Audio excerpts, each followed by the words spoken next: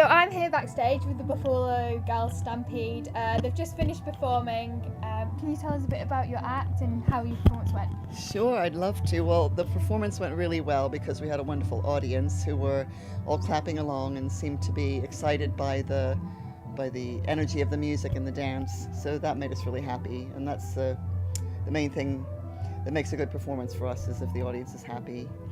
So what we do is, Buffalo Gals Stampede is the dance company that's connected to Buffalo Gals. We have 5 dancers in our company, a string band and 5 dancers, and our show is mainly about creating stories and narratives and exciting demonstrations based on the old-time American country percussive dance, the traditional percussive dance of the United States, which you can find out more about from Sarah.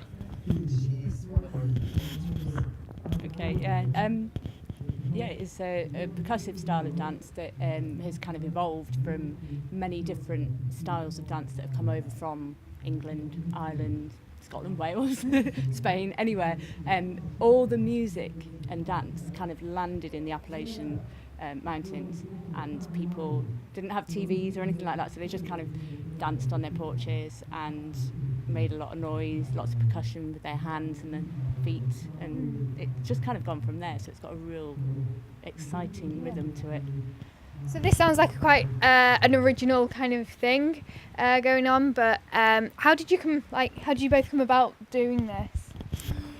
Well, I fell in love with the sound of the old-time country music when I was a young teenager, and I started playing the banjo and then eventually started playing the fiddle, and it's just the music that I really love. It really moves me and excites me, and everybody who's involved in this music is there for the same reason. It's not particularly, it didn't come about as a commercial musical form. It came about as a social form of music, and the dance is the same thing. It's all really social. And so when we play together because we're friends and we all like the same music. And eventually also the performance style developed out of the music and the dance. So I lived in America until the mid to late 80s, and then moved over here and met some like-minded people. And there were quite a few people in England who are just interested in the music, even though they're not from the United States. They've heard it and it just touches them in the same way. So I ended up meeting some people, and we had this in common. And when you go to festivals, you have a kind of network, a social network of people who are all going to the same festivals. So I guess I met Sarah at the Friends of American Old Time Music and Dance annual festival that takes place in Gainsborough in February.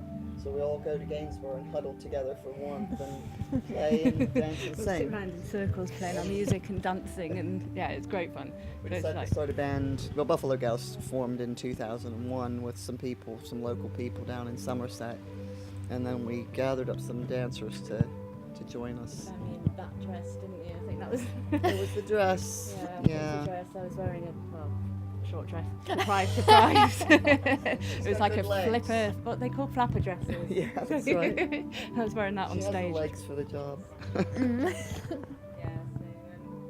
Gainsborough was definitely sort of a coming together, wasn't it? And I remember we had quite a long discussion then about the whole social element of the dance and encouraging other people to just enjoy dancing for what it is, rather than always having to perform. Do you know what I mean? Yeah. So just really thinking about the whole joy and energy that dance can bring to you, and the exercise as well. But it's very, very social, and that's kind of where we connected, really, wasn't it? On that kind of level, because we felt the same way about it. Yeah. So other than the weather, how are you enjoying the experience and festival? It's been wonderful. We're impressed with the venue. I don't know how long you've had this. I think is it a change of venue in recent years? Yeah, I is think it? it was a few. It used to be at the sports hall, Okay. but like last year they moved here to the race course. It's great. I mean, from a performer's point of view, this is a great venue because we can just skip really easily from the car park to the green room to the stage, and everything's so easy and accessible, which is not the case for every festival. It's sometimes very difficult to keep yourself together and stay dry and all the things.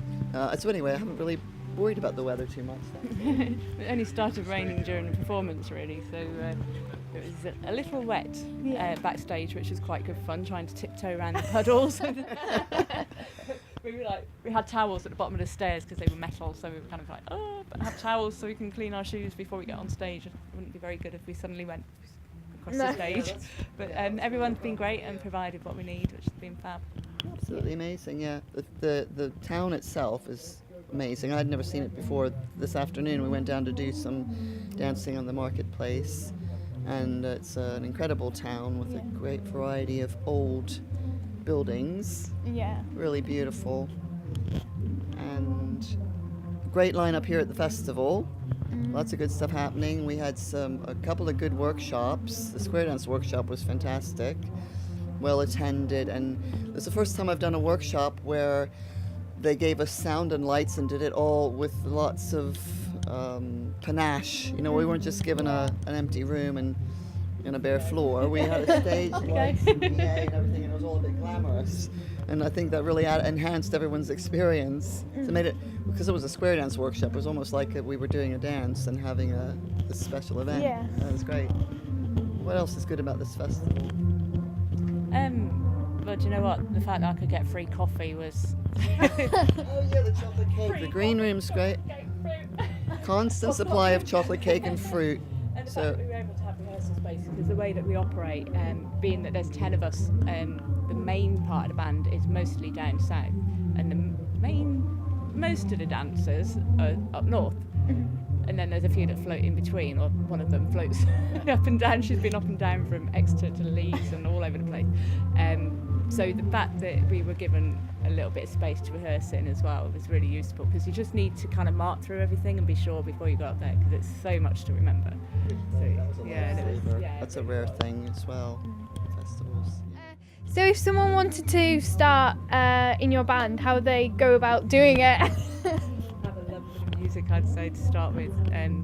Enjoy the music, enjoy the feel of the music. It might not be our band necessarily that they get involved with, but just to have a real passion for it, and people will notice them. If you're dancing, if you're playing, people will notice. There's just something about the passion will come through, won't it, when you play and when you're dancing. So That's exactly right. Yeah, I think just loving it will keep you going. And have a sense of humour. There are lots of workshops. Definitely a sense of humour. Have fun.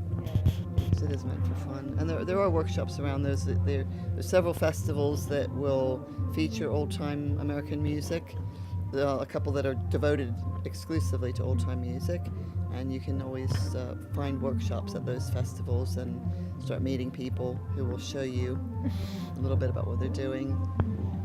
And then you'll have to go to the States and really immerse yourself for a little while, probably. I have yet to do that. Never have any money. But in terms of the dancing, there's sort of various, down towards London, there's various groups that are running regular sessions. There's all sorts of Appalachian dance teams around as well, so you can join a local team, and they do performances like Morris dancers do. They go out on the streets and they do performances that way, which is a really good way to get into it. Yeah. And then sort of somehow it will all eventually come together and maybe have another band out there. That'd be cool. Okay, thank you ever so much. Thank you very much. Thank you. Thanks.